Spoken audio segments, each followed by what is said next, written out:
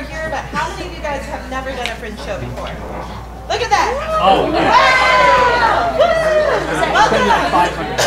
Welcome to our family. So, a couple of dates to keep in mind and a couple of like spiely things about the Fringe. Our festival dates, we have a Sure, yeah. Yeah. So we have preview dates, and those last May 31st to June 5th. And those are pre-festival. That's not the festival, but a lot of people do 1 or 2 shows during that period. And then we also have our festival time, which is June 7th to June 24th this year. Before then, we have tons of town halls and workshops about how to navigate the Fringe. And we'll also have a series called Office Hours, which is strictly networking at bars, and that'll start last week of March, first week of April. But the most recent thing would be this. And then we'll have an upcoming town hall where our festival director, Ben Hill, will spiel a bunch of stuff at you about registering for the Fringe. And that will be actually next week, Monday, January 29th. And that will be Actors Company. Actors Company, 2 weeks. Two like a Mondays. week and a half, right? And that'll be all about the registration process, 8 p.m. Monday, January 29th. If you can't go, everything gets recorded and posted online on Fringe TV. Make sure you're signed up for our email list. We also send a lot of updates as for what's coming up, what you should be looking out for, tons of information that way, also our social media. And we're going to start our new year of hashtag with HFF18. So anything you post should also have that hashtag. That way you can be seen. Also, if you have any specific questions, if you're like, I don't know how to do this and I can't find it anywhere, you should be emailing support@hollywoodfringe.org and you'll get your questions answered. We're going to have a mixer right after this so that we can do some more of that introducing. Also, you can ask any specific questions to any of us. And right now, I'm going to have each of the venues introduce themselves. Yeah, all right. You can see me, should I stand there? Hi, I'm Jen Crafts. I am co-manager of Studio Stage, which is like... it's really exciting. Studio Stage, it's like 2 blocks south of here. We walked here tonight. It was 10 minutes. Not bad. So, yeah, that's all we're saying right now. So, yeah, there you go. I'm Allie. I'm half of me, Allie, and Sarah. That's what half means. There's one of us. Nippy. We manage 3 clubs: the bar, theater, lounge, the Sexy Cheers, like 10 blocks down the line on Vine and Santa Monica. Yeah. Okay. I didn't think. Hi, I'm Lauren Golston Salazar. I run the Actors Company, and it's on the other end of the Fringe, as far west as you can go. And we have 3 venues there. And you'll be, if you come for the registration, you'll be at our place. I'm Amber. I run the Lounge Theater. We're 1 block east of Vine on Santa Monica, and we have 2 theaters. I'm Pedro Duffy. I'm with the Broadwater, which is Santa Monica and Vine. We're the southwest corner of Santa Monica and Vine, next to the paint store. We run 4 venues, and I'm here with Heather Lynn Gonzalez, who's our production manager.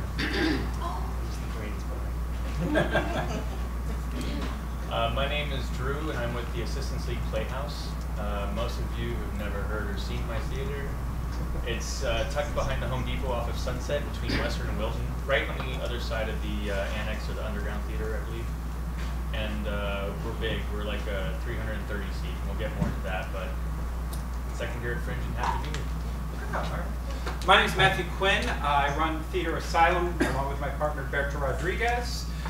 This year we currently are booking 7 spaces: Studio C, Stephanie Fury, McCadden, Second Stage, and 3 beautiful spaces in this complex, Thymele Arts. Hello, I'm Monica Martin. I run the complex Hollywood. It's located on Santa Monica Boulevard, corner of Wilcox, between Wilcox and Cole. We have 4 different theaters that will be booking for Fringe this year, and that's the end of my So the Fringe is a huge performing arts festival. We're actually the largest open access performing arts festival west of the Mississippi. And there's tons of different spaces for tons of different needs. A good way to be able to check what theaters have what kind of spaces is our venue grid, which is online on our website. It's a spaces grid. I think it's hollywoodfringe.org/venue/spaces_grid. And there you'll be able to check what kind of theaters they have, what's available to you, and that way you can go ahead and contact what's best for you, whether it's for dance or for a cabaret or for a mix of everything. So I kind of want to go through and ask you guys, how do you manage booking your venue? Like, what's your personal way of doing that? How do people reach out to you? Sure. So for Studio Stage, generally just email us. That's usually the best way to do it. Set up a tour. Our email is just rentals at stagecrafts, like arts and crafts, LLC.com. Because our last name's Crafts. I know, so you remember now. The way we do book though is, I think it's a little unique to us where we actually we block schedules. So I already have all of the show's potential schedules done. So that will include your tech. This year we're also including fully teched dress rehearsals in your package. And then your preview show, and then all your shows during Fringe. So what happens is, once you tour and you say, yeah, I'm interested in seeing some schedules, I actually send you several schedules to choose from, and then you can choose from them, and then you'll know everything right away. You'll know your tech date, you'll know your dress rehearsal date, so then you don't have to spring that on a cast at the last minute. So everyone will know right away, they can put it on their calendar, and you're good to go. So that's a little bit unique to us, I think. Everyone does stuff differently. You are unique. We also do something very similar. Similar but different. My last name's not Crafts. Email fringemanager@3clubs.com because we're at 3 Clubs. So, but we have one space in a bar, so we have much tighter, like, smaller ability to offer you like what your schedule is going to be, you know. But we have all of our blocks laid out in the options, but we let you like request some days and tell us the days that you can't do, and then we go through and figure out a couple options for you and then send them out to you and do that. But yeah, same, email us, come look at the space. It's unique, it's a bar, I don't have to be there. You can go look at it whenever you want. Like, just go. Like, I mean, not whenever, it's not open before 5, so don't go before 5. But go, look at the space, figure it out, see if you want it, and then let us know, and then we'll come and we'll talk about what you want, and how many shows you want, and what package you want. And your dress rehearsal is also included in the tech dress rehearsal. The difference with us, I think, maybe, is that our tech is separated from our fee for the place, because we have specific techs that have to work at our bar. You have to pay the tech differently, but that's the only difference I have heard of. But again, you might say something very similar. It might be exactly the same thing. So here we are. Yep.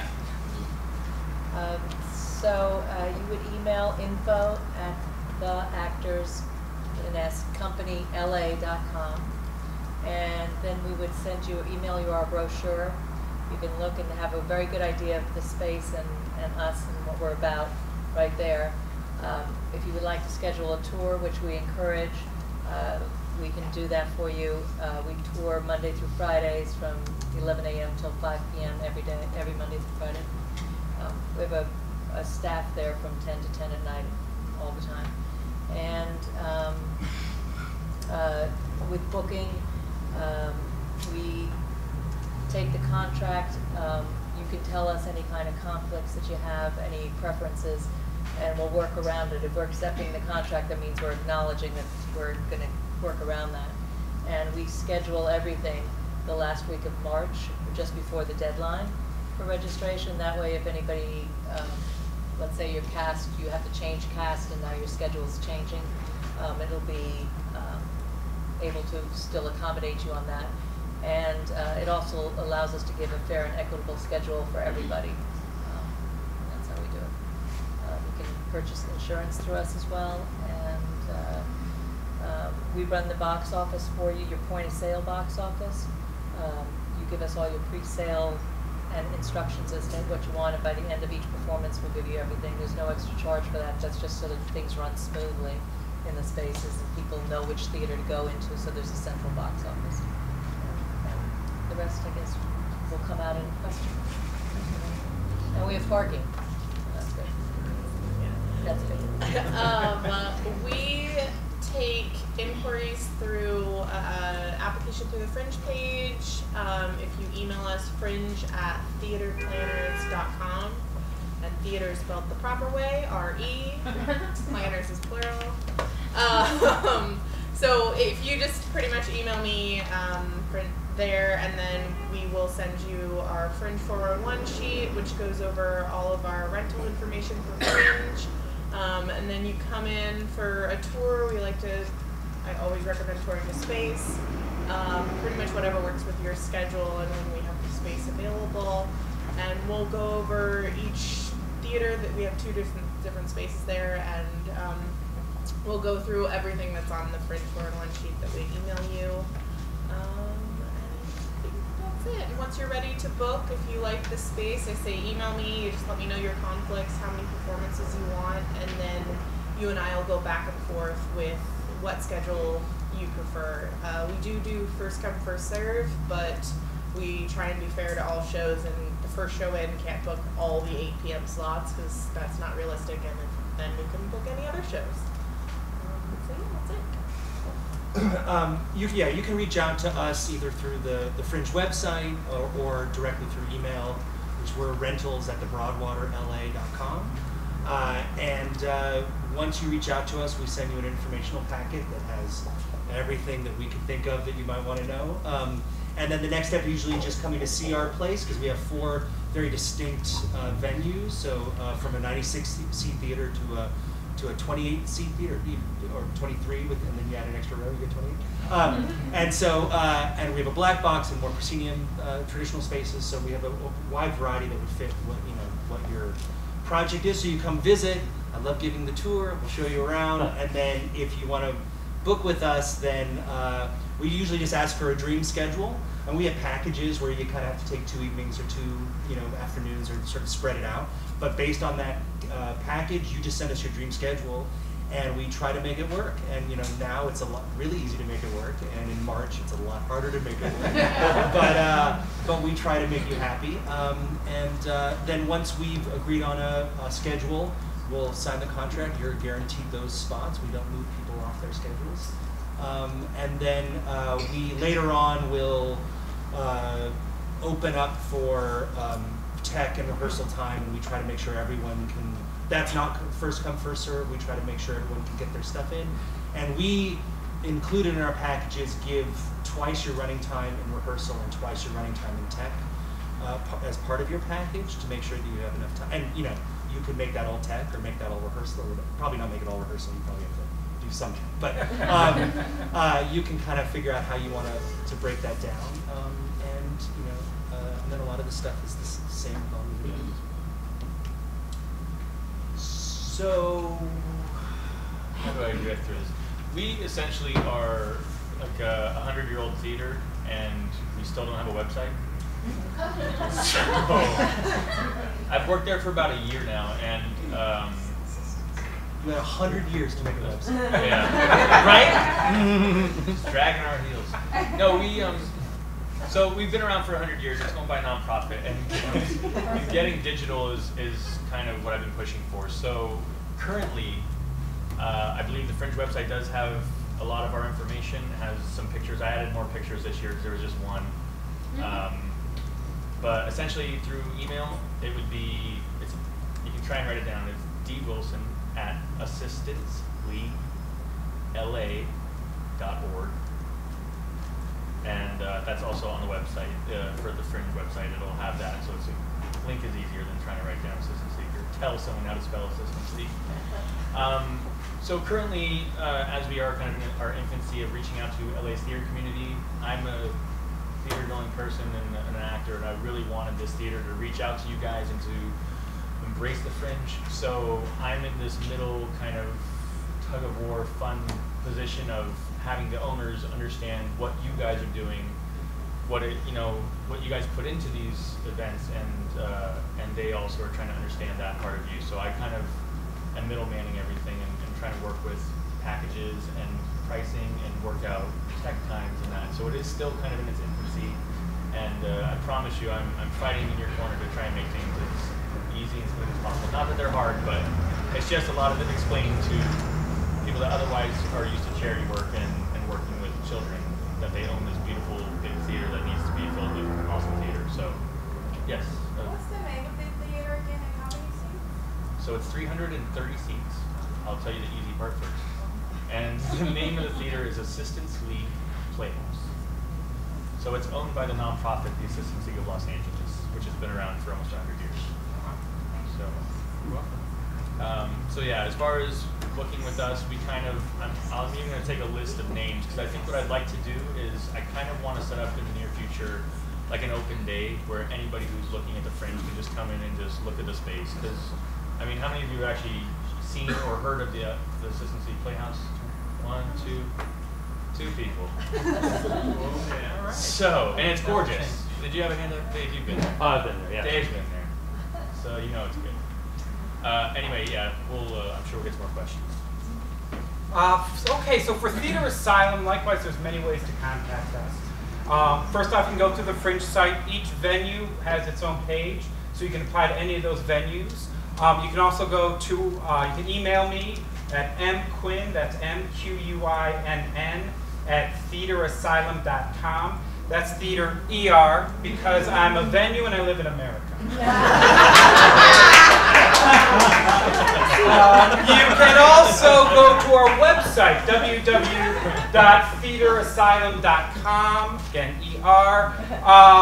There I've got the venue packet with all of our information. And because we have so many different venues, I actually have a separate submission form. This is so we get a real flavor of what your show is for. It also doubles as a submission form for the Encores, which is the best of Fringe. But once you fill that out and email me, I usually like to do a little phone call conversation to really see what space makes sense. We offer tours of all the spaces throughout these upcoming weeks. I announce them, but if none of the scheduled tours work for you, by all means, email me and we'll set something up. I won't go into all the details of the packet, but we do have tech people, we do have insurance, you do get twice tech time, but the packet itself will give all that information, and I'm always available for any questions you may have.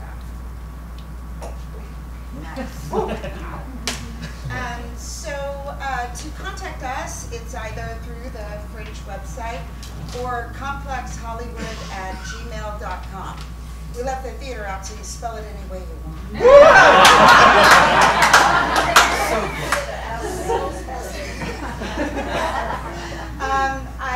I love it when you apply through the Fringe site, just because I'm a Virgo and it appeals to my sense of order. But it's either way is okay with me. I also love to get phone calls. I like to talk to people on the phone. I like to meet you face to face, hear about your show, and help you kind of guide you through the theaters that we have. Our offerings are, we have a great space for musicals, we have a great space for, doing a drawing room comedy or something in an apartment. Another one that's great for cabaret, but they all could be used for all of these things as well. So it really does, I think it's important for you to come and take a look and see what speaks to you. And if it's not ours, then Godspeed and go find one that is, and we'll see you at Fringe Central, But definitely get out there and look and really get a feel for what all, the spaces are all so different. Not only ours, but all of ours. They're just all have their own, vibes. So. And you'll hear all of us push each other. Yeah. Push each other. Yeah, we do. We're competitive, all of us. Like tooth and nail. But just, give us a call, and we are doing regular tours on Tuesdays and Thursdays. And if you can't be there at that time, I understand people have work schedules, then just call me and let me know. I'll set up another time for you. We're there Monday through Saturday, 11 to 7. So looking forward to meeting all of you. Yes. How many theaters did you say and seats? Oh, we have, we have 4 theaters, 3 proscenium and 1 black box. They're all 50 seat and under. So we do, we fall within the AEA 50 seat showcase. If you need that, we also do offer insurance. You can purchase insurance. We do have stage managers who are your board ops, and we do run your box office for you. So with each of you guys, are there any certain types of shows that work better for your venue? Like one versus another, like with your space? For us, the studio stage, we kind of can take anyone. We have a pretty large stage. It is 22 feet by 18 wide. So it's great for musicals. Eric and Pia did a giant musical there last year. Worked out well. What makes us very unique is we have a 3-sided curved cyc wall. So it's a white cyc wall. It curves into the stage, and so if your show does need projections, that wall is beautiful with projections. And we include a high-def projector in everyone's rentals. So like we just don't charge extra for it. So if you want to use it, great. If you don't, that's fine too. But if you have anything that needs either projections or really interesting lighting effects, something really cool behind you, that's a great way to do that there because we have that wall. The other thing is we have I'm scared to say this, we have quite a bit of storage.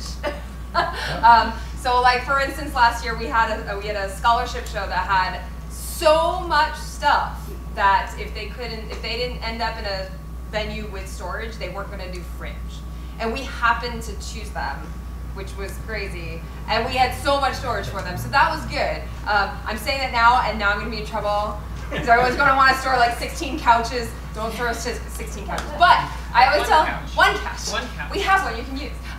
But if you do have something that, like I've already talked to someone who has like a aerial rig to like hang from the ceiling and stuff. Well, not the ceiling, but she's gonna build this thing. She could store that there if she needs to. So if you have something very specific that you know you need to store, that's a thing to ask venues about, but we happen to have that, so check in with that. And the name of your theater again? It's Studio Stage. Studio Stage. Mm-hmm. Yeah. But in terms of like what kind, we do have a couch too. In terms of what kind of shows though, we've had solo shows and then all the way up to giant musicals, so we can kind of handle yeah. Wide range. Wide range. Yeah. 3 Clubs Life Says Bar. It's a stage in the back of a bar, so if you are a comedy or a musical, it is perfect. If it is a highly dramatic show, a man with a bucket of ice might walk through it in an opportune moment. And that is just something that you should know when coming to 3 Clubs. We have a tiny bit of storage. You cannot bring a couch, but a chair would be fine. You cannot hang from the ceiling or build anything to hang from the ceiling. But it is a venue that, you know, I feel like sometimes people feel like they need to pitch the shows to us, and it's like, you don't have to pitch it to me, it's just like, does drinking work? Is it okay that your audience is hammered? Like, is it okay that there is a waitress that is very quietly, because if they're not quiet, I hit them, walking through the audience and like getting drinks, you know? And she's a mouse. She's a mouse. She's a mouse. You don't even know she's there until your drink is full, and then you're like, thank God she's here. Yeah, she's drink ninja. That's great. I'm gonna employ that. So that's a thing to think about. And we are very honest. We had 2 people last year that we were like, I just don't think that this is the right venue for you. And that's something that you should know. We all work together. I mean, Monica sent us somebody last year. We sent somebody to Matt. Like, we all will be like, this doesn't necessarily work in our venue, but I think you should go talk to so-and-so from such and such venue, because I know that they still have space available, and it doesn't matter where you go first, we will all end up in the right place. Oh, is all I'm saying. We're not, we're competitive, but also friends. That's all. We want everyone to do well. I'm drunk.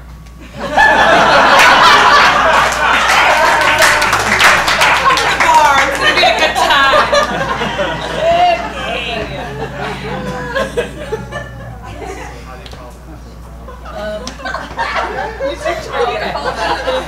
Gotta follow that.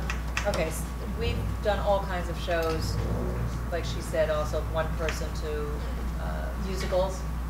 And one of our spaces is unique in that it's everything moves. or can be cleared out of it. It's a 1,500 square foot space, just that one part alone. And so we've done things in the round and thrust, proscenium style, however people want to configure it. So that space tends to go very quickly because if you have that kind of show, you're going to wind up most likely there. And but then we have a very formal theater, which is 80 seats, and it's beautiful. A lot of people will book in our theater because there's a lot of social things you can do in the area, a lot of restaurants you can walk to.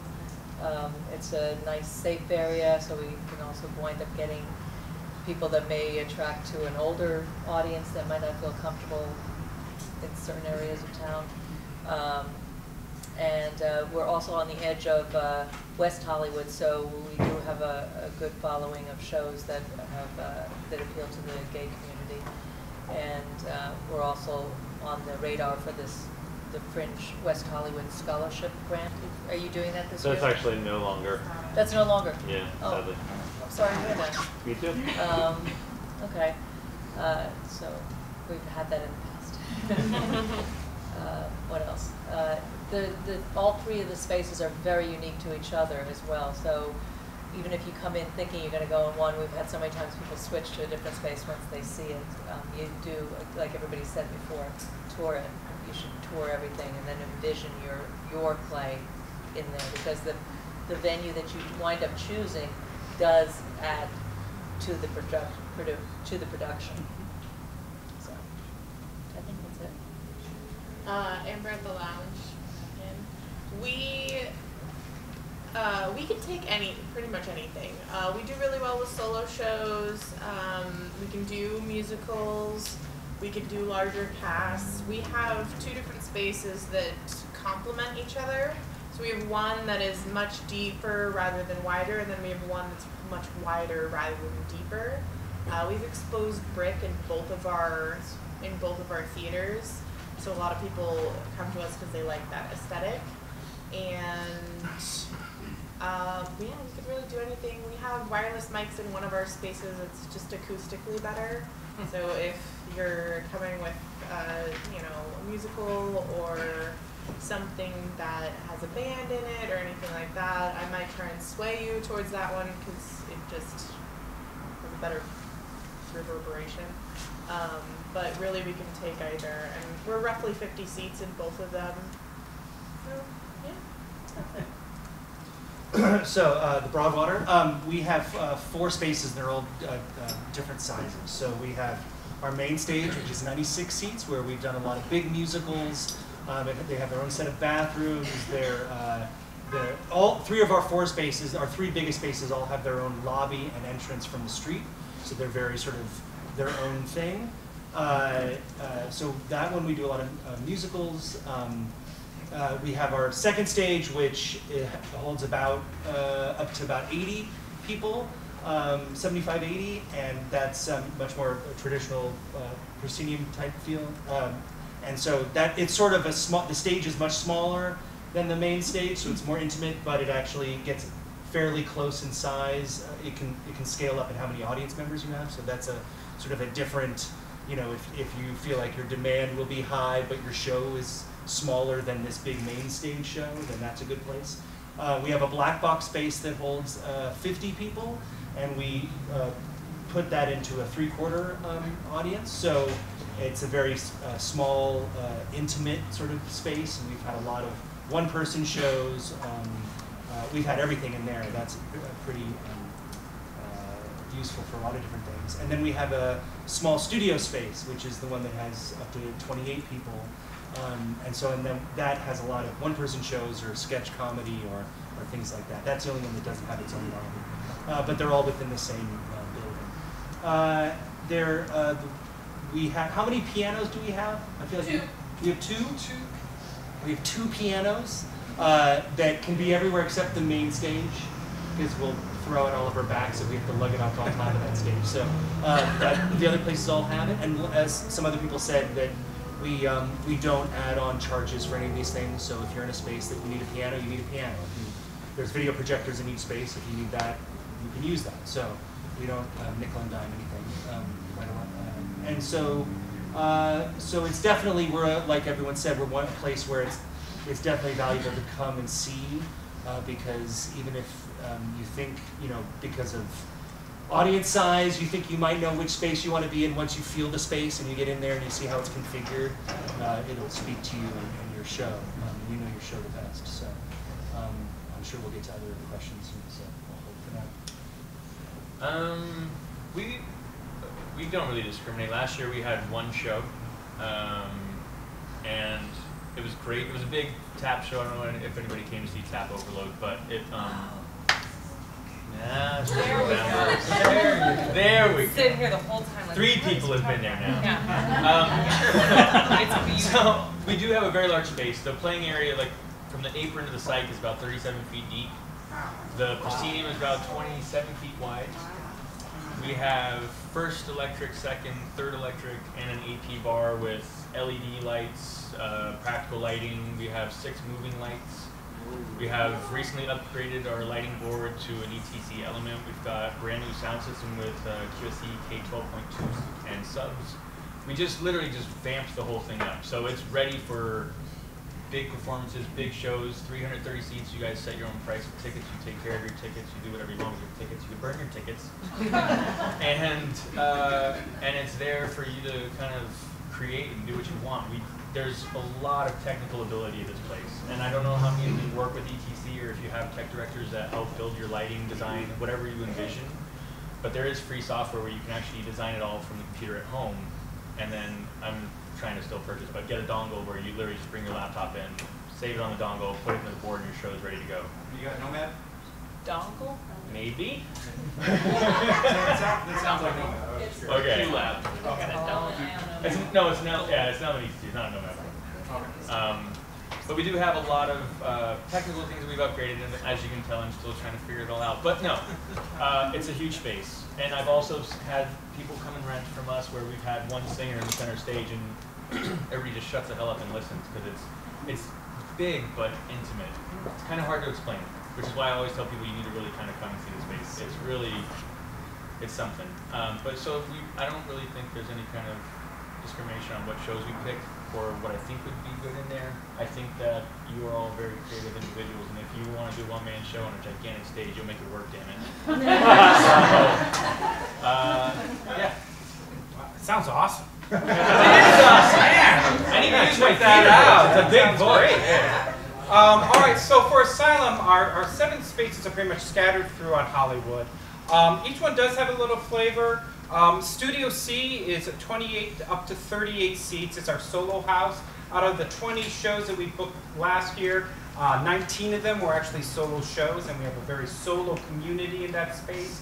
But we've also booked a show with a 15-piece orchestra in that space. So really, again, creative types, go in the space and see how it works for you. Our other space, Stephanie Fury, it's on the 2nd floor, so with no elevator, so if you're concerned about that, that'd be something to take under consideration.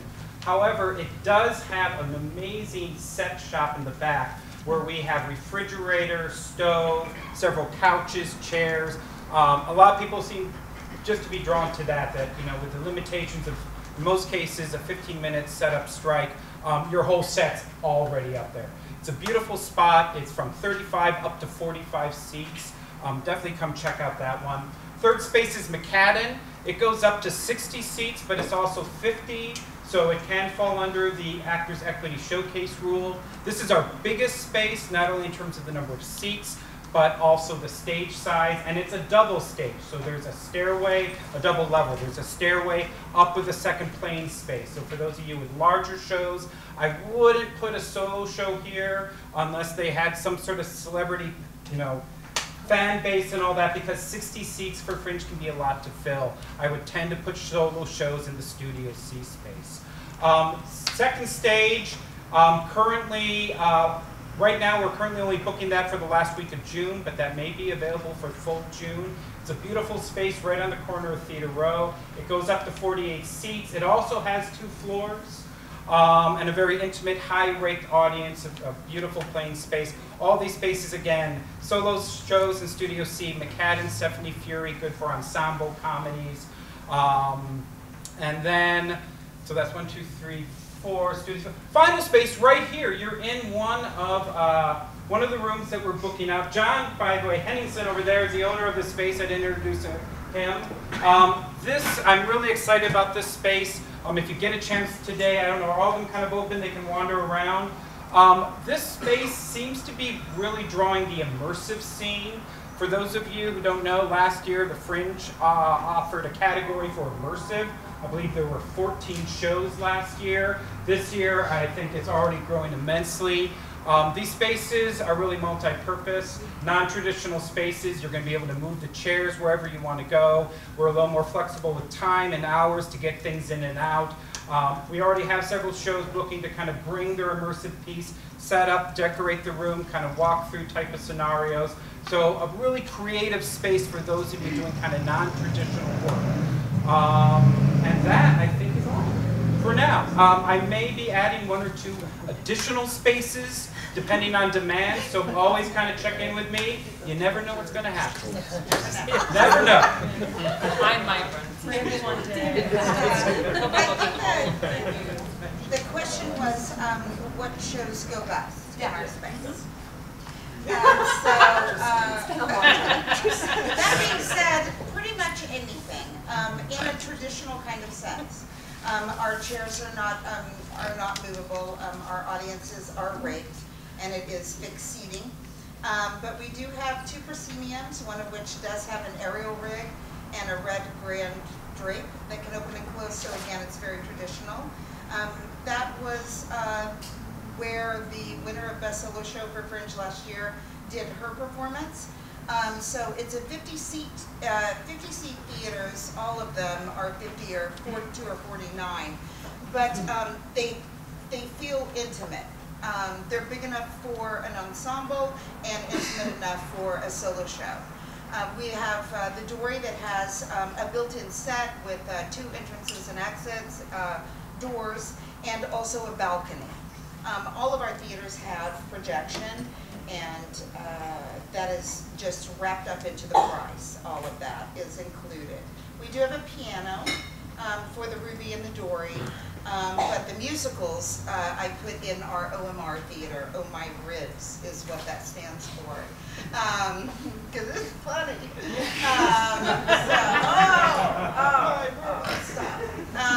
So anyway, a comedy group rents that from us, rents it back to us in June so that we can run musicals. They are musicians as well, so we have a setup there for monitors and all that kind of thing. And then upstairs is the Flight, the black box, which is great for intimate shows because you're right there with the audience, like I am with you here. It's on the floor and a nice wide space, so it's also great for ensemble pieces with, you know, like 10 or 12 characters we've had up there. There's a lot of room for people to move around.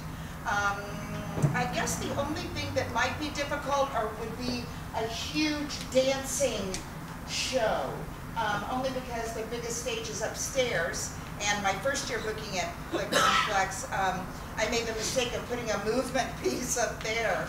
And the theaters down below did not love me. They did not love me that year. So we avoid that, put them on the bottom. But again, you know, you can see all the measurements and pictures and the tour online. And if that looks good, then come in and see it for real and get a real feel for the space. I just want to add one thing to remind me, sorry Okay. guys. One thing about this space, there is a beautiful dance studio in the back that does have a floor. It's not sprung, what's it? It's a floating floor with Marley. We've got movable ballet bars and mirrors. That's amazing. So for any, this is really nice because there's not many dance spaces for Fringe. So if you have a particular dance show, this is a great space to look at. Did I do them all, John? And rehearsals, too. And rehearsals! Oh yeah, I'm sorry. Can I add something on? Sure. We all the complex is a complex of 5 theaters and 5 studios. So I do have also rehearsal studios upstairs, which I give at a discounted rate to the complex participants. There's a great many things you can do there, including workshops. If anyone's interested in doing workshops during the Fringe, what's your specialty? Share it with the rest of the community, and you could rent one of the smaller studios for that. You can dance at the bar too. I just want to say.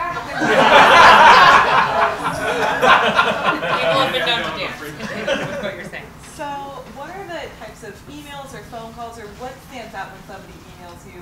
What information should they be providing to you about their show when you're getting a request for the first time? Well, I mean, obviously, yeah, generally. Usually, whatever you have to fill out on the Fringe site is great. So I think they ask, how long is your show? That's important. We only have so much time. So if your show is 3.5 hours, woo, it's gonna be hard, but we'll work it out. So how long is your show? Any technical requirements that you do have? How many people are in your show is kind of nice to know. It's not, I don't have to know it, but it's kind of nice. We have 2 dressing rooms and we have a parking lot in the back, so it's a good match if you have a big cast. I always start tours by asking a little bit about the show because I like to discuss with you, like picturing the show within the space at the time. So yeah, I like to see a little summary, but it's not necessary. Mainly, how long your show is and technical requirements are the baseline, I think. Your name. Well, yeah. Email.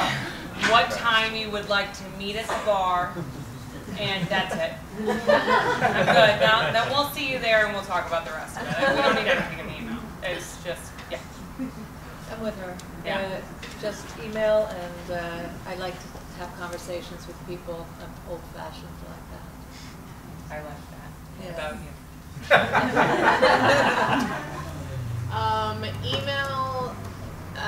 Email me and see what the runtime of your show is. We are a little unique that we can only take, the most we can take is an 1.5-hour show. We can't really go past that. So the timing, how long roughly your show will run, and then how many performances you're looking to do, and your tech requirements, just so in case it's anything too crazy, I don't want to waste your time, and we can find a good venue for you, or if it's perfect for our space, great.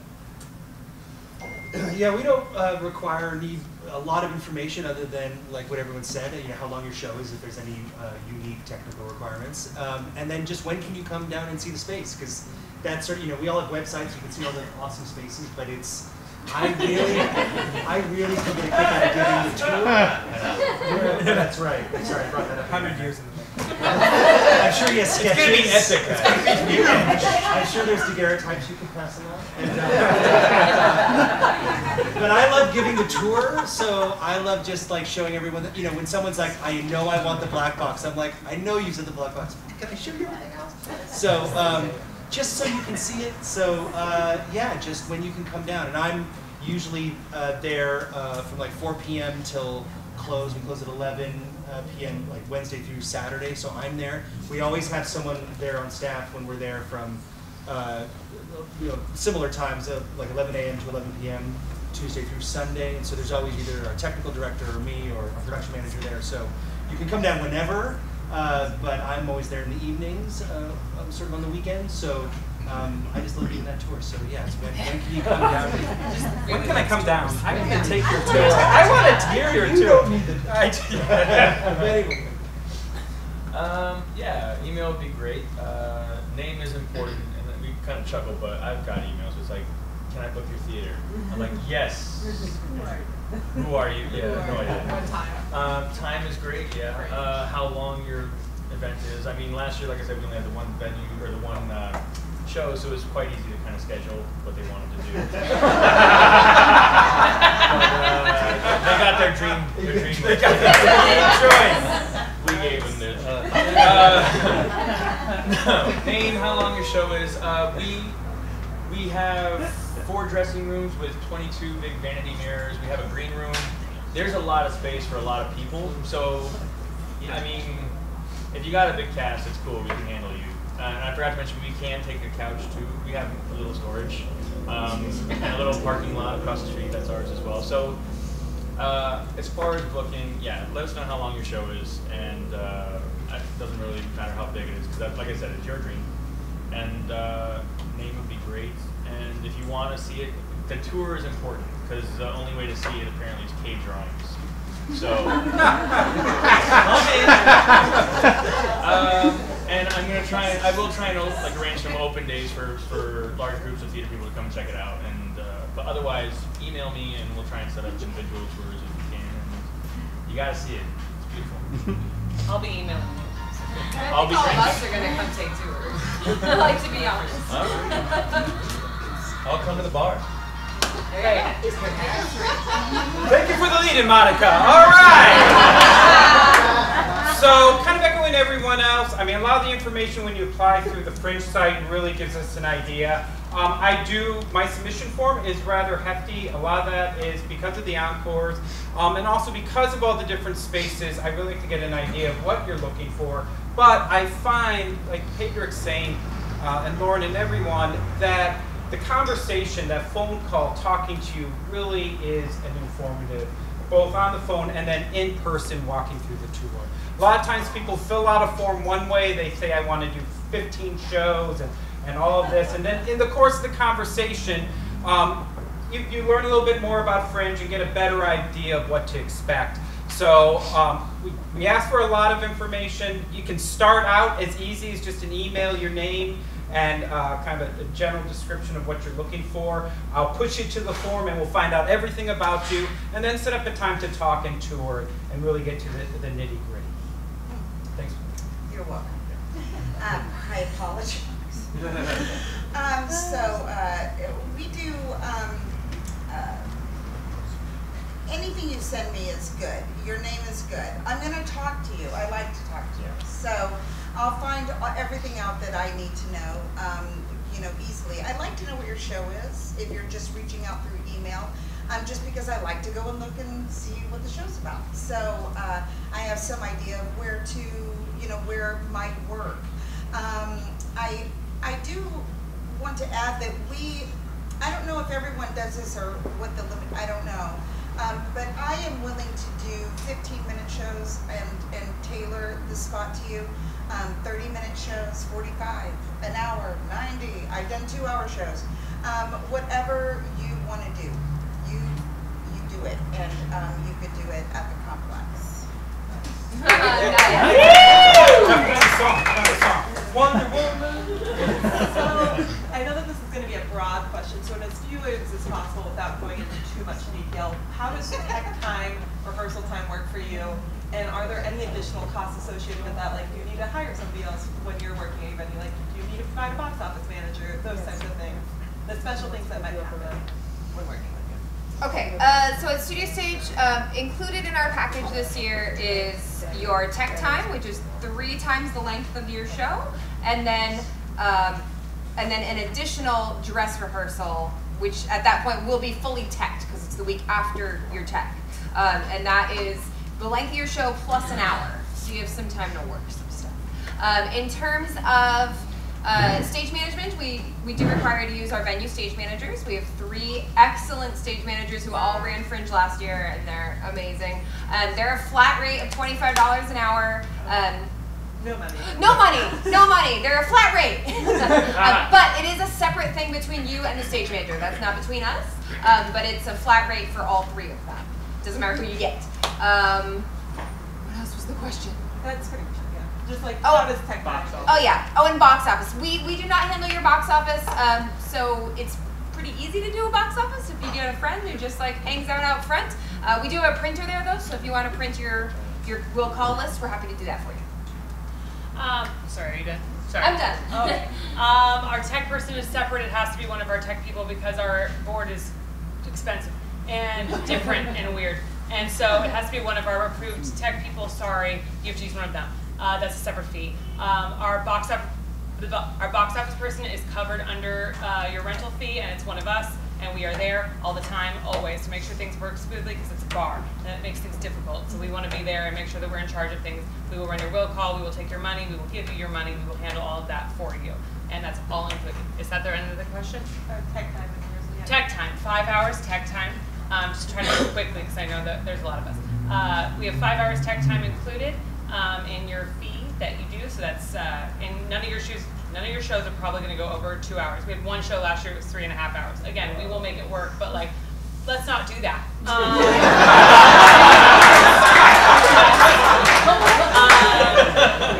It'll be under 2 hours. It'll be great. So you have 5 hours of tech time. You can break that up. You can do it all in one time. You can use it as dress rehearsal, whatever. Other than that, we have rehearsal time. We have 2 spaces for rehearsal, and we do a discounted rate for everyone that's involved in Fringe for the whole month before Fringe, which is May. There we go. You do a discount rate as well. Great. We got discount rate as well. Woo! Go Everyone back. does. Everyone does. We charge No money, but twice it's as less. much. That's because you need a website. At the Actors Company, we have our in-house tech people. They are one of them runs the Paley Center, one of them runs Barnsdale. They're come in for June, and they're great. You do have to use our tech people. They'll board up. They'll make sure everybody stays on time so that we don't wind up at the midnight show being a 1 a.m. show. Everything runs real smoothly. My yearly staff is about 40 people, so there's a lot of really well-trained and good people that support the theater. And so you're going to have a lot of extra staff of ours there helping with house managing, and we handle box office concessions. We try and get people to stay and see, not only the show that they initially came for, but maybe something that's playing afterwards in one of the spaces. We have a publicity wall behind us, so we get informed about your show so that we can talk to people as they're buying tickets or as they're asking questions about something that they see on the wall, and we can say, oh yeah, that show, you might really like that because it's this kind of a show. And tech time is double the amount that you book. So if you're doing a 1 hour show, you'll get 2 hours of tech time. And like I said, the discount. Does that answer everything? Yeah. Okay. Tech person is, I think most of the venues are this way. You have to use the in-house venue tech person or stage manager. Horror Stories, that's because in the past we've had directors or playwrights operating, or actors or whoever operating the tech equipment. The lighting board got deleted twice in one Fringe. Yeah. Also, even if you just hit a button and we don't have the time to troubleshoot, so then it's going to be the entire day is going to be shot for everybody, and it was just a matter of they turned off a piece of equipment or they hit the wrong channel. So that's why most of the venues require you to use their own tech person. I think we need to save questions till the end. Is it specific? In-house tech person is required, but they'll program basic lights, basic sound, basic projections for you. If it's anything crazy past that, I always say lift designer. You get 2 hours free of tech time in the space, not for the person because they're people and we can't put them out for free. And then anything past that is a discounted rate, and we don't really cap how many hours you have for tech time, but we do have to make sure that everyone does get tech time. And then for box office, we always have staff there. We always have a concessionaire there who knows all the ins and outs of the space and can pretty much answer anyone's question. And then we also, for solo shows specifically, we offer a box office person who will run your box office, and that's because you have a smaller crew typically, and it's just you running everything, so we like to include that. And then if you're a larger show but you really need a box office person, just talk to me and we can include it. Past that, we will ask you to provide your own box office person, but you and I can work that out. And then I think that's about it as far as trickiness with that. Somewhat similar in a lot of these points. You get twice your running time rehearsal, twice your running time tech. So if you have a 60-minute show, you're going to get 2 hours of rehearsal and 2 hours of tech in the space. For our three biggest venues, we do require you hire the stage manager that we have, and they will be in charge of that space. So our Black Box Theater, there's one stage manager who runs every show in the Black Box. So that becomes a very well-oiled machine because they know your show, they know the show before, they know the show after they do it. Our smallest space, the studio, we don't require. So because it's so small that there's a little more pressure financially of how to make your nut on 20 people. So we only require that whoever you have do, and the equipment is much simpler, the board's simpler. So we require that whoever is running your board train with one of our staff so they know exactly how it works. But for the big three, you have to hire a person. We do not run our own box. We don't run your box, so because we feel it's with the amount of shows on a Saturday, we'll have 30 performances in our building. So it's much easier for you to, know who you want to comp, you know who's bought a ticket, so it's much easier for you to do it. One thing that we do is we're the Broadwater, but the engine, the people who run it are the Sacred Fools Theater Company, and so we try to descend like an army upon our building. So whenever we're having performances, we have 3 or 4 company members who serve as ambassadors. We wear really loud matching T-shirts. I think I actually randomly have one on. I think this is What color? This one's blue. We've done red. I don't even want to know what we're gonna do this year. Probably yellow or something, pink. And so we are basically just roving house managers, helping audience flow, answering questions. So when you have someone who's doing your box, by the 4th or 5th show, you're an old pro, you know where to go. The first show, you show up going, my friend told me I'm selling tickets for their show, and we say, here's your table, here's how that works, that's the door, this is where they line up, everything is set up. So we try to run a really well-oiled thing outside, so that's great. We also take a lot of inordinate pride about our signage. So we have a lot of banners, big banners about the whole festival all up. And then every day in front of each door, we have a rundown of the shows that are in there. I guarantee we're going to have free snow cones again.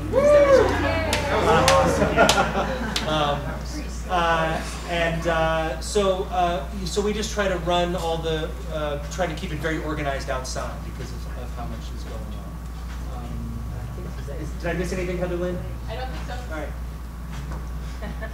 So in this nice, big, gigantic theater, I'm the only employee. So just me. I think we have internet. And we do have internet. We have internet. So I'll be your house manager. We do have a lot of equipment, and we do have a lot of tech guys that have come through that we trust that know the equipment. So we do recommend to use one of these guys that we can put you in touch with. Some of them do design as well, so if you wanted someone to kind of collaborate with, that would all be arranged. As far as tech rehearsals, I think we are definitely offering a discounted rate for that. Like I said, we're still kind of figuring things out because last year we had one show. It was very easy to manage. This year we don't know what's going to come at us, so we'll just take it as it comes. But there is a discounted rate for tech days or rehearsals or whatever. Box office, it's beautiful. It's a cute, quaint little window with a courtyard and that, but there's nobody in it.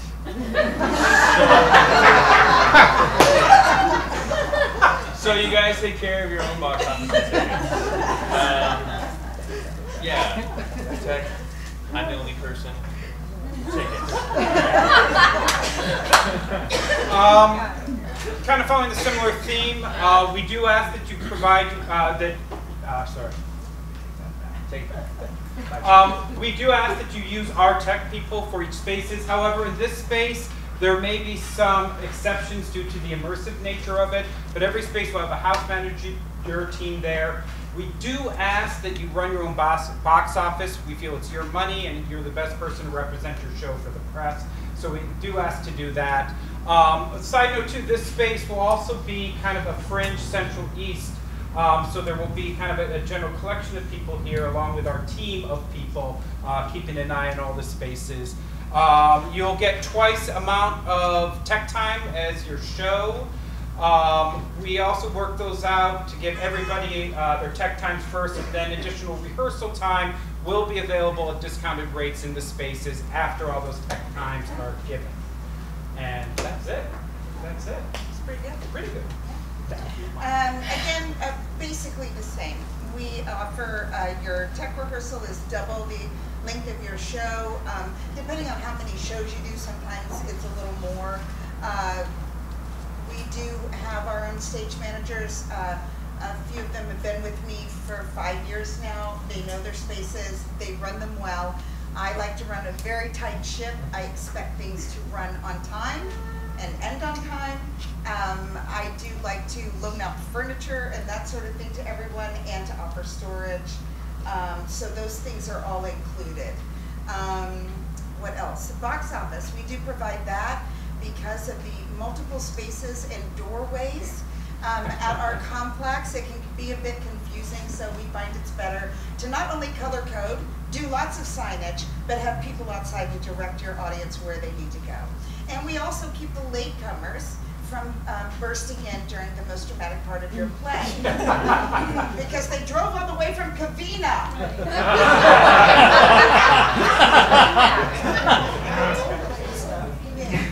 So really, they'll want to get in like 5 minutes and you're done, you know. So we don't let them do that. We don't let them go in. And they take care of all of your stuff. They won't let anyone try to get in on a comp if they're not on the list. We run a very, very tight ship and try to get you as much for your tickets as we can. What else is included? Rehearsal time is, if you want that, it's extra. Like I said, we have studios in the space. I do deals for the participants. We want you to succeed, and we're not trying to, you know, empty your purses, or wallets, as it may be. Well, because I wanted you guys to be able to have a chance to ask your questions, we're going to open it up to Q&A. Does anybody have one? Okay, for the parking, would the people be paying for the places that have parking? Is it free parking, or do people pay for that? Yeah. And I know, Free I know that we're parking. not, sorry. Ours is free. Free. Yeah. Ours is, we have a side lot across the street, and it's got 38 spaces. And I know the Fringe is like a quick turnaround kind of thing. So we're trying to give you guys like a 20-minute window or just a little bit of extra time to stretch, depending on how big the shows are. I mean, we'll try and work it out. Another thing that we're going to spring for is, it's about a half mile up just past 101 off of Western, and it is like residential in some areas. So what we're going to do is we're going to permit off the side of the street, like a whole block that the theater's on and across the street. So that will also be for the Fringe purpose. So we'll have 38 space lot and then that street.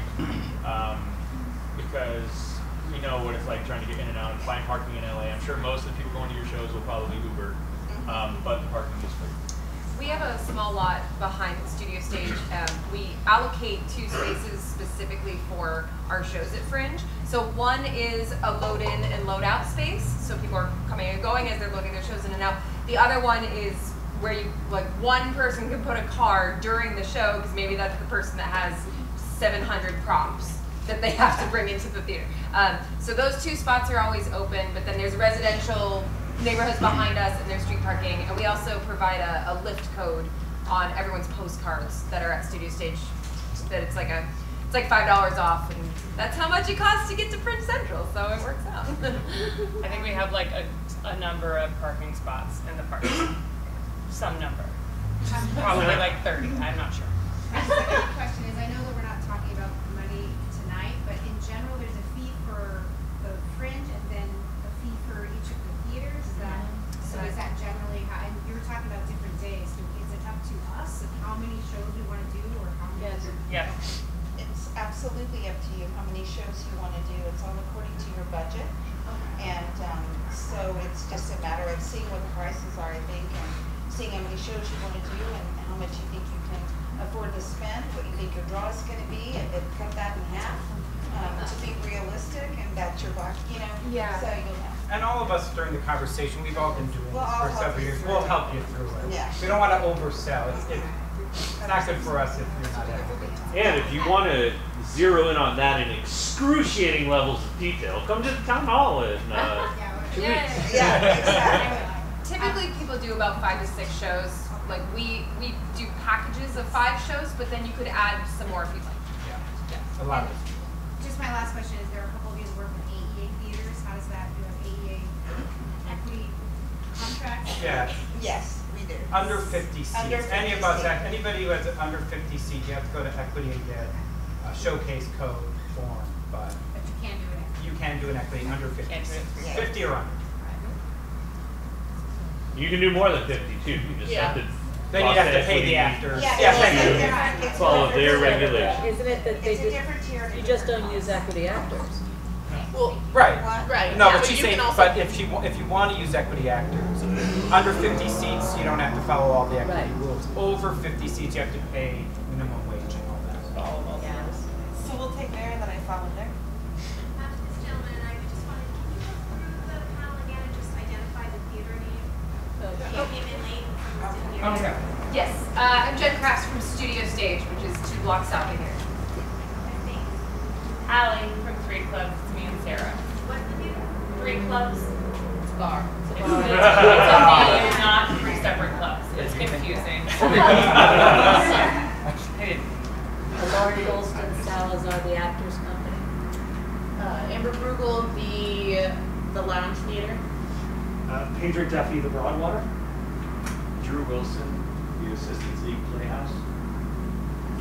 Matthew Quinn, Theater Asylum, which is 7 different venues throughout the city.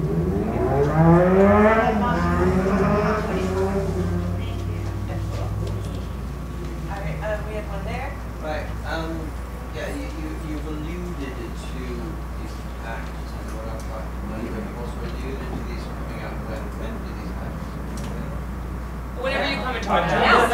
It's just saying that we Basically a all have discounted different package. Right. Two Are they week. something relatively unified amongst the fringe people, or is it tricky to understand? They all pretty much follow a 2 evening, 2 afternoon, and then 1 late night in the morning.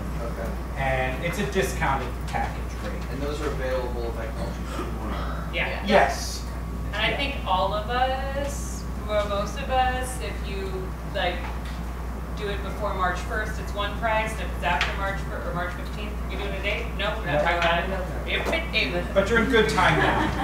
Yeah. Do it now. Things Way. are booking quickly. I don't know if you guys, we've already booked a bunch of shows, so. Yeah.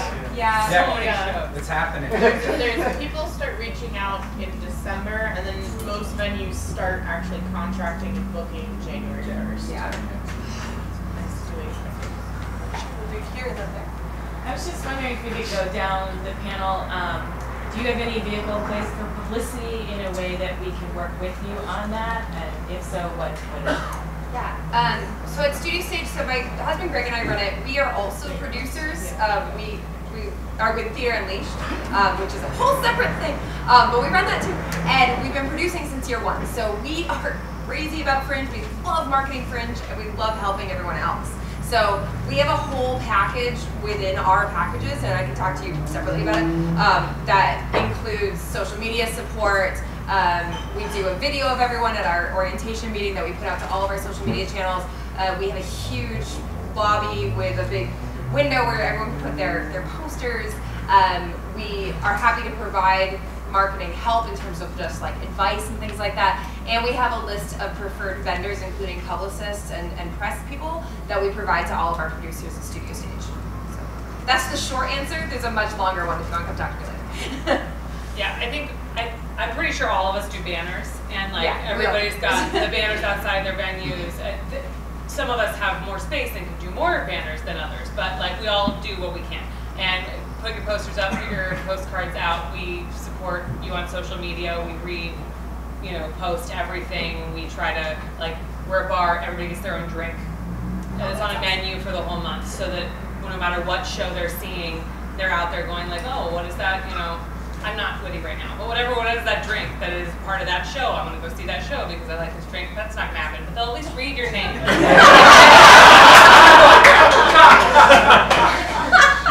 We support you. Wait a What do we do? We have a meeting with everybody who signs contracts with us and are going to do the show, so you all get to know each other and can be supportive within our little community, within the bigger community of the Fringe. We also have an email list that's over 20,000 strong, and we do send a blast out to them with all the shows listed with a brief description so that they're aware that Fringe is happening again this year, and that they're can read a little bit about the shows, and hopefully we'll come out and support you guys. We've been fairly successful with that in the past. And then, like I mentioned before, we have the posters, and staff gets very knowledgeable about your shows, and so we can talk you up as people come in. Yeah, we do group banners and posters. We have, you know, an email list of subscribers that we blast out our Fringers to. I have our staffs tweeting, twatting, Instagramming, Facebooking, all that jazz, whatever you want to call it. Through the whole festival. And then we like to support you, but really, if you're talking PR as in reviewers, you should hire a PR person for Fringe. They're separate. I think that most of the theaters will help you with marketing wise, but really, if you're talking traditional PR regulations, you should hire a PR person. But yeah, group banners and posters, social media support, and glass. We have tons of banners and posters and all kinds of stuff like that.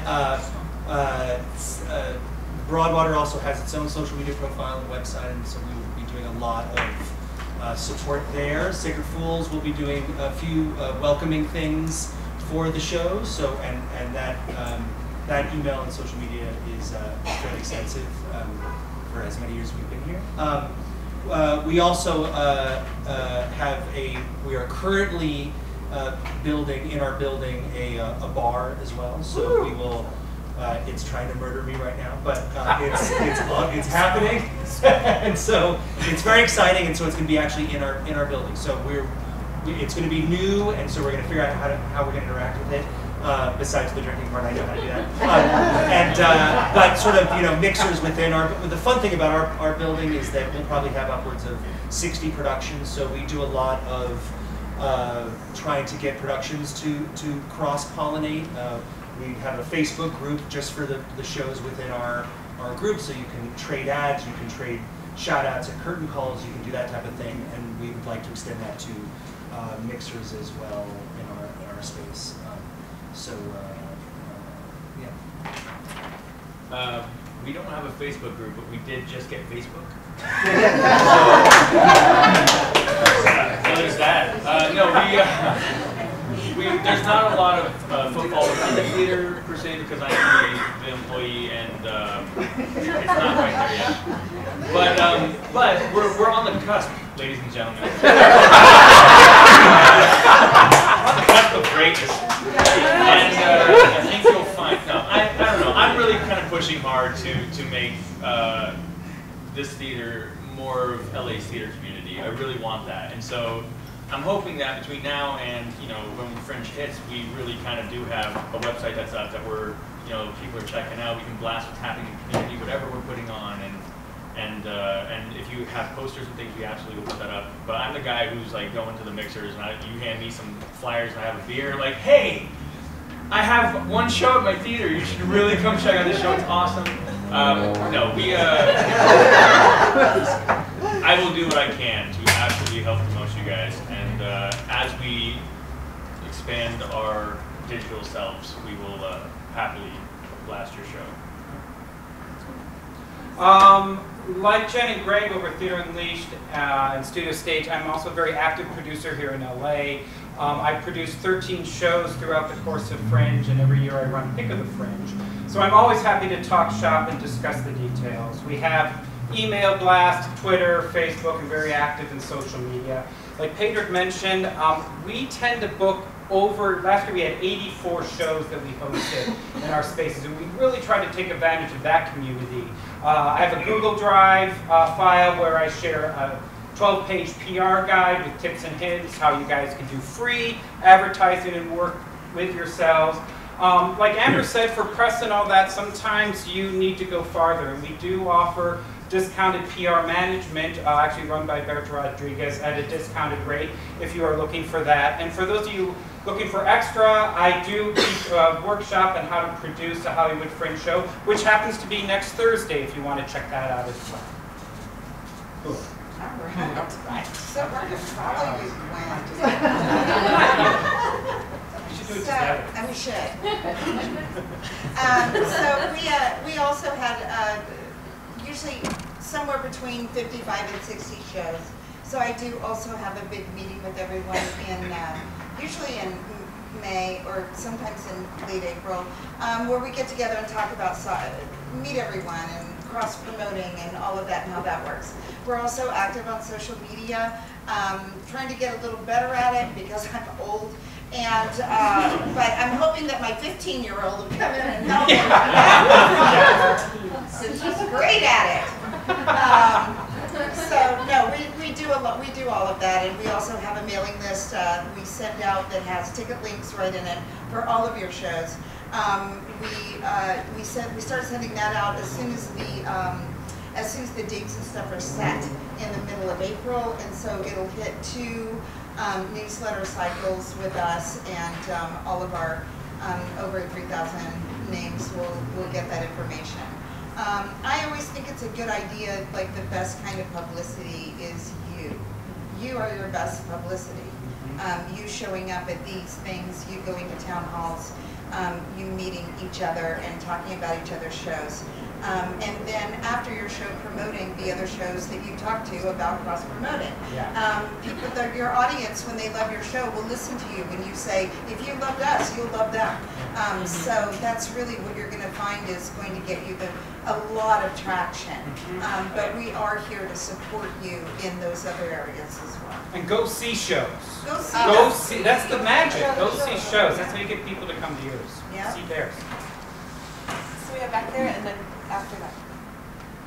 This is my first time ever booking or doing a show or booking a venue or anything, and I would like to book the dates as soon as I possibly can. But my general question, which may be different depending on the space, is does everything have to be paid for up front when you book it, or is there a fee at first, or is there you just get the dates? It's probably different for everyone. For us, we do payments, so we can break it into 3 or 4 payments for you. Yeah. Everybody does payments. We We all all do do payments. payments. We all do payments. We all do Yeah, we payments. do thirds. Yeah. We do thirds. We'll work with you. Yeah. We have to have a We deposit try to before give we you lock time it. to raise money. Yeah. Everybody's gonna have some money before they're like, yes, these are your dates. But like, I'm gonna have some money, and I mean like $5, but like some part of the money. But I think we will all work with you and figure that out. Thank you. Especially for a first timer at the Fringe, I noticed there are a number of venues that are not represented here. Is it not advisable, or is it more difficult, more sort of impersonal to work with them rather than those who are here? How does that? They're silly. Don't go to them.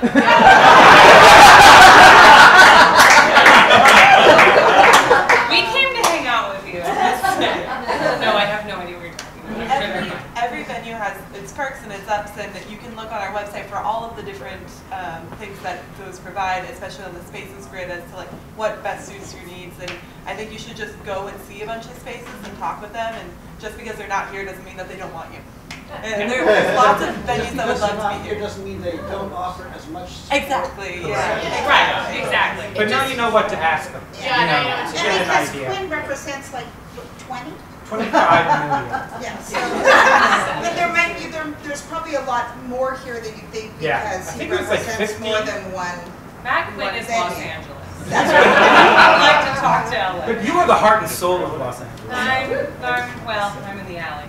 I think also a lot more venues that are veterans will come and talk at the town halls and other things, whereas there's other Fringe venues that participate in Fringe, but they might not be as involved in the events or in the community. But they're still great. But it doesn't alter anything. Yeah. And most of us, Performance. most of us will probably know of the venue at least. If you're interested in a specific one, you could probably ask any of us, and we'd either know something or we could direct you to someone who could would know something. For sure. Yeah. But they all have emails, and they Yeah, you yeah. can Just all check put, them. you can always put an application into them through the site. This is not everyone. It's just a little sample. Yeah, there's a Fringe though, website. Yes, on the Fringe website. Take a look. Are you allowed to book more than one venue for your show? Yes. It'll add certain costs, so you'll be paying double tech time, double insurance fees. So it'll Double add stress. more, double stress. It'll add more costs, marketing wise. It'll add more costs, but it is possible. The one thing with our venues is the insurance policy covers all the venues, so you actually could do different venues, but you would have the double tech time, and there is definitely challenges. The audiences do get a bit confused. Yes, that is the biggest challenge. Yeah, the audiences confusion. Oh, I thought you were in this space. Yeah, so it's happened. It's not impossible, but there are some challenges. I don't know if you agree with it. Yeah. Do you all have scrims? No. No. It depends on the space. Yeah, tell me which one. Sorry? Tell me which one. Who has a scrim?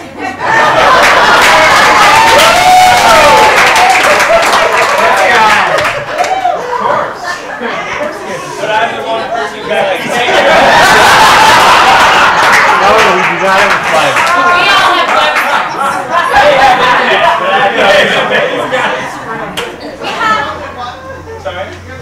That's right. No, I think, well, we don't have a scrim, but we do have a curved cyc wall behind, like upstage, which has been mistaken for a scrim to the point where someone actually called us and asked to rent it. And I said, it's a wall. But if you're looking for like back projection, that's definitely something that works very well at Studio Stage because of the cyc wall, if that's what you're looking for. If you're looking for a front scrim, we do not have that. But he has a scrim! Yes, he does. And moving lights. Moving lights. He has to move them. We're all on jokes. He gets up on the ladder. He is the scrim. Any other questions? Sorry. I know you all have stage managers to run the light board. And what about somebody who can help maybe with costume changes if you're doing a solo show or props? Do you have stage hands, or would that be our responsibility? Most places could recommend Could people, recommend it. but anything backstage would really be the own production bringing people in. There's great Facebook pages, Los Angeles Stage Managers, and then Technical Theater Artists LA that you could even just post, say, hey, I'm doing a Fringe show, there is money, there's not money. But plan on that early, because you got to remember that it's Fringe, so all the best are tied up in the venues. Yeah. So people that are not already committed to one of these venues We have 3 stage managers in only one space, and they rotate throughout the 20 shows that are booked there. So if you needed someone backstage, you could probably ask one of our other 2 stage managers that were not running your show, and then they could talk to you about that. Yeah. And what, could you repeat those Facebook pages again? So there's Los Angeles Stage Managers, it's a group. There's Technical Theater Artists LA, and then if you're needing random props or set pieces, there's Big Cheap Theater. Those are great Facebook pages for anything theater in LA ever. And you could also recommend people. Yeah, most venues they have a list of people who are great stage hands or stage managers or lighting designers, PR people, anything you need. I would also add, just in general, for any solo show, do get somebody to help you. Yes. Don't come in by yourself. Yeah. Even if it's just a friend, not a trained stagehand, just to have a presence there so you can get back and get time to get in character, because you're not going to have a lot of it. So really take that time to find somebody early to work with you. And right now, too, I mean, one of the things with Fringe is you're going to meet a lot of people, and there's a lot of people helping out each other. For example, with box office. So you may be able to find another solo artist, and you guys start helping each other out. So take advantage of this community to work with you. One more great resource on Facebook, there's a group called Hollywood Fringe Festival and LA Theater. Yeah. And Greg and I are actually the moderators of that, so if you, yeah, I know. So if you, we got handed that by Sam. Oh, is that Sam? We kind of inherited it. Yeah, we did. But that means, though, if you request to be in it and say, I was at the Fringe panel, I'll let you in. But there's a lot of people in that group. I want to say there's 3,000? There's a lot. It's a great group. There's 1,600. Oh, 16. And most people have done Fringe before, or they're doing it this year, so it's a great place. It's very, very active during June because everyone's like, come see my show, here's a $5 code. So that's great. So it's a good place to be. Hollywood Fringe Festival and LA Theater. That's There's a Hollywood Fringe Festival site, their actual site, and then the Hollywood Fringe LA Theater is a more public site. Yeah. Any other questions? What are the rules for nudity? I'm glad you asked. What are the rules for nudity? I think it would depend on the individual venue. Like, hey Greg, are we fine with nudity? We had a show last year that not only was the cast nude, but the audience had to be nude in order to see the show. By show of hands, does anyone forbid nudity in their venue? There you go. We're a bar, so we can't be completely nude. That being said, we run a burlesque company in that place, so you can be kind of nude. Bare asses around food. Unless it was an accident. So it's like pasties and that you can't, that's it. You can't make the audience be nude in that venue. Warn your audience. I don't know who asked that, but I would definitely warn your audience, put it in your flyers and stuff, that just so that you don't have anyone leaving in the middle of the show. And there's a checkbox in your project profile on the Fringe website for includes nudity, so certainly check that if your show includes nudity. You may want to check too, just if there is, I don't know if there's something legal, like you can't have anybody under a certain age, like I don't know if it's... I would think so. Yeah, like I would check legally, like Google it, but maybe 18 or older, just put that kind of, you know. Also, if your show's an equity show, you should check with equity on their rules, because they do have casting rules. And I don't think we have any kind of major objection to it, but if it is something that you're concerned about, just we probably have a discussion, just kind of figure out what kind of nudity we're talking about. We're all Yeah, because I was really fine that they come over. Are you guys good to go down to pasties? If you need a pasty bra? Pasties is fine. Pasties are fine? Okay, thank you. Any other questions? Going once. Going twice. What would you say is like the average length of your Fringe shows that you guys have seen in your venues? Hour. 1 hour. Yeah, we go up to 90 minutes. As a producer and someone who sees a ton of shows, if a show is 2 hours, I hesitate to see it. Yeah. And only because sometimes I want to stack 9 shows in a day. And so I'm like, oh gosh, this one's 2.5 hours. Like I can't see 4 other shows I want to. So I would say, like, for me as a producer, I keep it to 90 minutes tops. Yeah. I think average across Fringe is hour 10. Yeah. I think that's the average across Fringe. I would say, anecdotally, 60% of the shows are 1 hour. 1 hour. And the other problem with 2 hour shows, it's really difficult for us venues to book that because you tend to need an intermission, and that can be very tough for keeping shows on time to get people back. So there's a lot of challenges. But every year there are several 2 hour shows. So there's no reason to say that it's not possible. I think when you go into the venue, also for anyone who's just booking for the first time, it's important to know that there is a block that you're booking into that is not necessarily your run time. You have to block with a load in and a load out time too. So when you come to these venues and we're like, here's your 2 hour block time, that doesn't mean your show's 2 hours. That means your show's an hour and 15 minutes, but you have to load in and load out within those 2 hours. So you do have to book more time than your show is. So keeping your show at an hour helps you also. I think most of us too would say if a lot of us will do 15 minutes in, 15 minutes out, but if you really need extra time, I think all of us will rent additional time as needed. So just be very clear, like I was saying, of what your show time is and what the load in, load out time is. I was just wondering, is there any sort of evidence, anecdotally or otherwise, of shorter shows are kind of hurt by being, say, only 45 minutes or 30 minutes? I had a 15-minute show 2 years ago. Did great. What they did is they ran the 15 minutes. They took a 15-minute off, and then they ran the 15 minutes again. So they did 2 shows in one block, but it's entirely possible. Half-hour shows are great. Half-hour shows are great. It doesn't harm you because what happens is people get out of a show, they've got an hour to kill before they're going to see another show. So they're gonna ask around, or they're gonna look for something a little shorter. So the little short, they become, you know, the place people go to, you know, in between shows. It's great. There's also, I've seen shows, like 2 half-hour shows, or 2 or 3 20-minute shows pulled together. But there are challenges with that. You've really got to be clear of setup, strike time for each of those. You're sharing the free tech time we're giving you. And the Fringe is very strict in terms of how many characters you use in the Fringe guide. So you're going to have to share everything. But every year, I think we've all seen shows where it's 2 or 3 shorter shows pulled together in an hour or 90 minutes. Yeah. Has anyone done, like, say, anthology of like 10-minute plays in there? Yep. Yeah. And now with the immersive scene, it's very different because people are doing walkthrough shows that are maybe 10 minutes, 15 minutes long, but they're running one after the other for 2 or 3 hours. So I really, anything goes. That's what's great about it.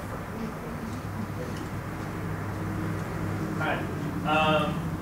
What percentage of theaters would you guys say? She said that insurance is included, or that's part of your guys' theater. I was wondering if you could talk in more detail about what that means and what it perhaps means for theaters that don't include that, and what process we would go through to include that. Well, I think everyone has an option that you can purchase a rider. Your additional insurance, you know, your added liability for. The insurance is included at 3 clubs just because we're a different kind of venue. Okay. I think we already have to be insured. Like, in order to put up a show anywhere, Fringe or not, you have to have insurance over your actors and everything, and over the venue because you're renting out a venue, right? So it's that, but like while I say it's included, like it's included in our cost, and you can see it because you have to purchase it from us. You cannot do it anywhere else. It is covered under us. We have to pay more for our shows just because of that. There are services that you can. I give names and we can put it out there. Lorianne Hart Insurance, where you can pay for your own. Also, if you're an equity show, you are going to need to get accident or volunteer insurance. That runs you about $240, but it lasts for a year. I would say for a standard show run, you're probably looking, if you're going outside of one of these venues, like $400 to $600. But yeah, that's true. Every venue will require insurance. Yes. And pretty much every venue is going to have an insurance rider that you can get. It's a flat fee. You get it through them, and it's part of the cost. And they'll warn you that during your tour, or if you ask them the question or anything like that. And also discuss it with your individual venue. Like, I can only speak to how our rider works, but our rider is actually good for a year. So if you purchase it for Fringe and you decide you also want to do another show in December, you don't have to get insurance again because you're already set. So maybe that's how riders work. But it depends on their insurance cycle. So it's not like all of 2017. Ours renews in September. Yeah. So Ours renews in March, so it's a little bit. It's almost. It just depends. Yeah. I have no In the back? I have a question. I know we're not talking dollars and cents, but can you just give us a general idea of like a range of what, you know, packages? We do that individually. Yeah, it depends on the venue. Talk to us individually. We're gonna have a mixer in a little bit, and I think if you have anything like that, just come and ask or send an email. Do a more of a transaction with everybody. It's just also hard for you to like just look at numbers. You have to go look into space and see what works for you, and then decide like pros and cons if that price works for you. Because all of us are dealing with completely different rentals on our own, you know, and it's just. And each venue is going to offer a different perk or a different drawback. So that means that their pricing is going to be different than the next venue.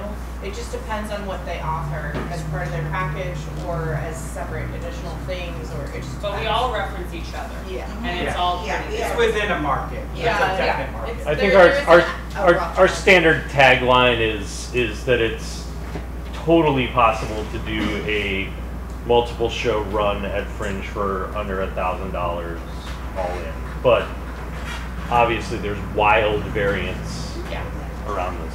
In fact, if anyone has emailed me or done a request with me that you're requesting rates from me and we have not met, the reason I say if you would email me or call me and let's talk, then we can talk about rates because as I was saying, I would rather you not look at numbers first, look at spaces first. Yeah.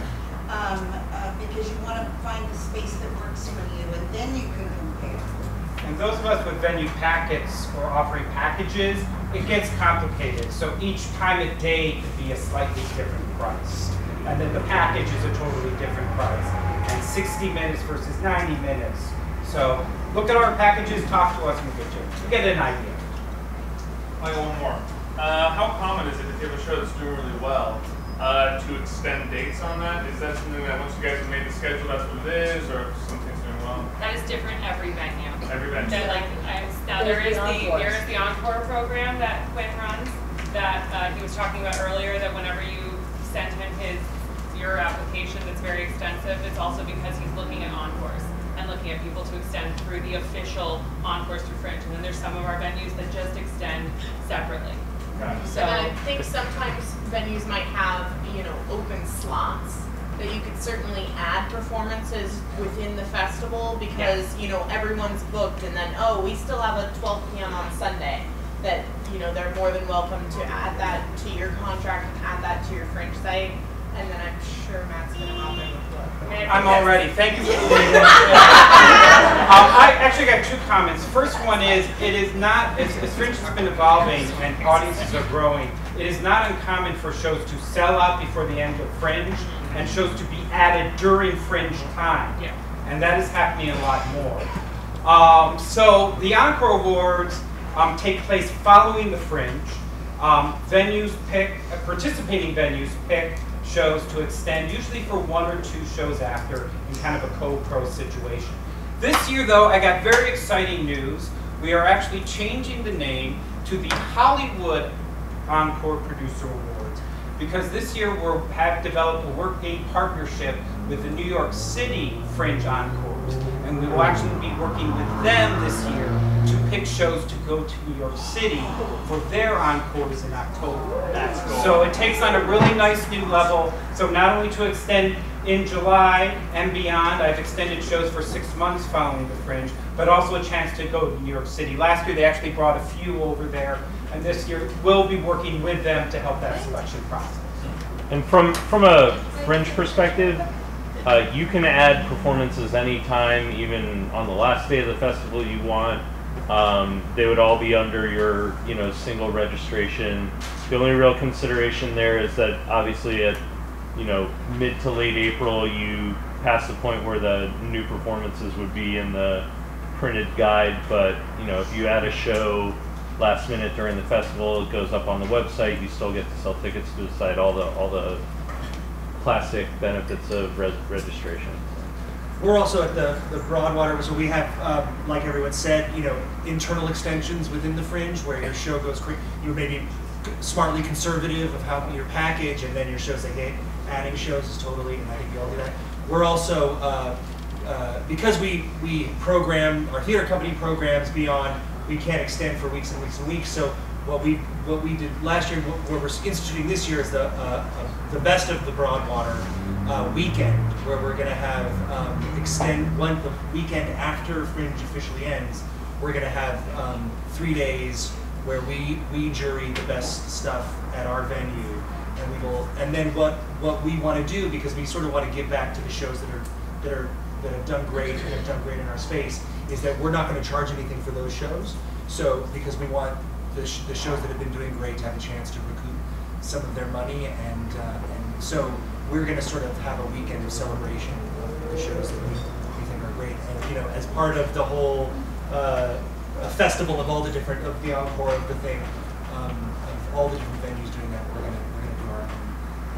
We're really excited about launching that this year. Three Clubs does something similar very quickly. Sorry, we're just. It's different. We don't have like an ongoing. We're not in the same place as the Broadwater or any of the other theater venues are at. We don't have another show that's going to be starting right away.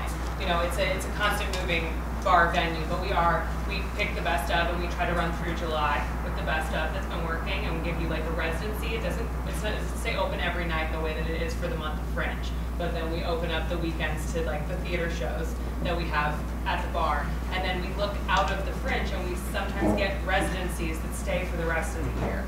And we've had shows that have lasted the next 6 months that have just stayed there. And one stayed a year and a half, 2 years ago or something. I don't know. I don't have a number. Well, you guys too. But they You've don't. been there. Well, and that's how we got there. But yeah, we've been there for 3 years. So it's I'm not This is a convinced great New York opportunity should to go. make relationships with all of us. Yeah. And we're all looking, most of us book throughout the year. And I know that Jen and Greg, they pick people for their theater company from the Fringe. Kind of. No, not next day on the Not at all. We're all very active and working with you throughout the year as well. So take advantage of this time to work with us. We do, but it's a whole different thing. It's not just like take your show and then do your show at Theater Relations. No, Sort but of I mean, different you find relationship. people, you meet people, maybe you guys Yeah. meet people that you develop relationships. Yeah, so this is a relationships great for time to sure. work with these people. And we have associate members and full members of Sacred Fools that we met during Fringe and have decided to work with us. I think most venues we run year round, so you know you make a relationship in Fringe, and then if you need to do rehearsals or workshops or anything else year round, we are always a venue, so you can reach out. We're gonna move to the next question. We're gonna go here with you, and then we'll go with you guys after that. I got a quick one. Do any of you guys not participate in the Encore Awards, or do you know any venues that are like, we don't do Encores? Just for any venue that doesn't, it does not mean that you cannot be chosen for the venue, for the Encores if you're there. We have a fleet of judges. So it's important that you sign up for the Encores. We ask that you have at least 3 shows so that we have an opportunity to catch it. We also can't guarantee, because there were 370 shows last year, to see them all, so you are going to need to pitch it a bit to us, but don't be limited to that by any means.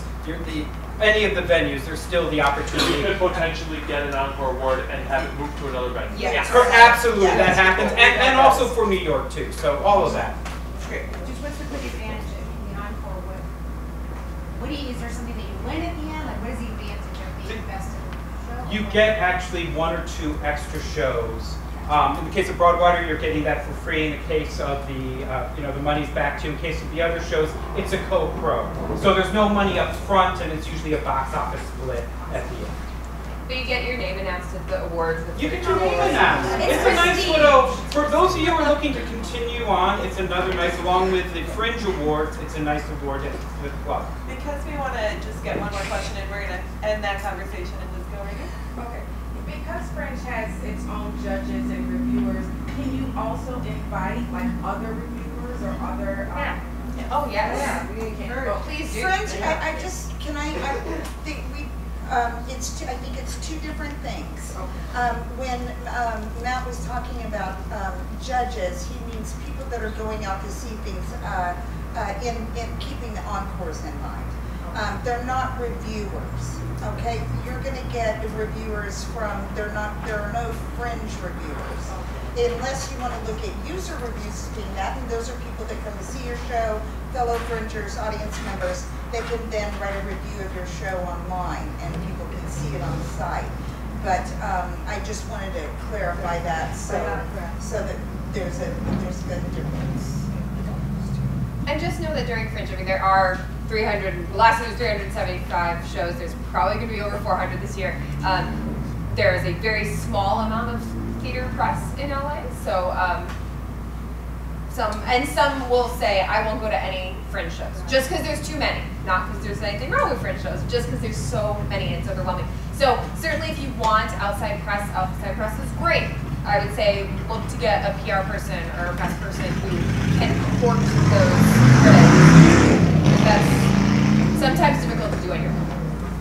And on that, we have a whole panel, and we're going to kind of, one more question. Thank you so much. I noticed Monica said that you could do workshops, like if we wanted to do a show and then add a workshop as well, we could do that. Is that true for other spaces as well, or, okay, all right. And Fringe, are they still doing it? Yeah, so workshops and classes are a different registration type. So if you have a workshop or a class, you can register that for $50.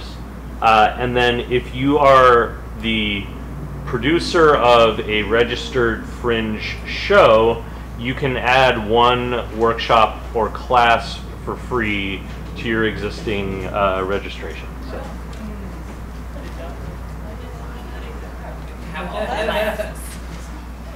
Let's end. Yeah.